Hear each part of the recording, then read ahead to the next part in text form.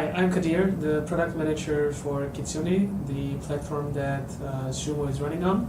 And we have some big changes planned for the next few months. And I would like to explain the background of those changes. Last year, we commissioned an information architecture for our site. And Susan, the information architecture expert, she came up with an architecture that had one assumption and two characteristics.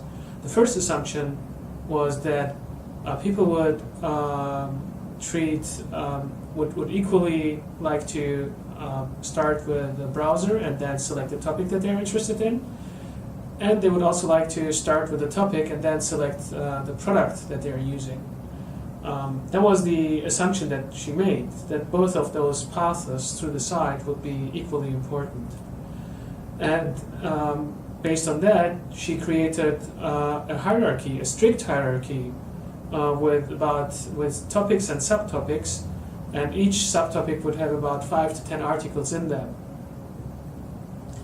Now we had about a few months of experimenting with this. We had a few months' time to look at the results of this, and what we are finding in reality is not matching exactly what the IEA presented back last year. So we want to make some changes, and I want to explain to you how the site looks today after we made the changes of introducing the IEA last year. So what we found out is that in the end, only the product-based navigation is actually relevant. So 25% of our users land on this page, and they start on this page, and almost no one starts on the actual start page of the site. So people never even have to think about selecting a product. We already know what product they're using.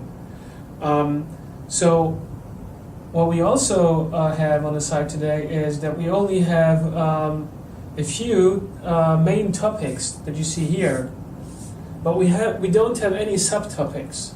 And what that leads to is topic pages that have about 50 articles in them.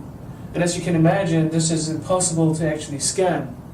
So the results are that people generally, they drop off on this page with about 60%. So 60% of the people who land on this page drop off this page, we lose them.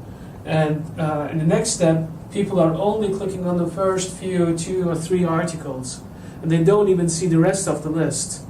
So very few people actually land on an article, which is what we actually want, which is the actual goal. So what we are proposing is going back to Susan's original design, but with the knowledge that people don't need to select their product. We already know what product they have. So we can simplify the hierarchy, which was very complicated before. We would have to come up with two navigation trees and implement both of those trees. So we can get rid of one part of the tree.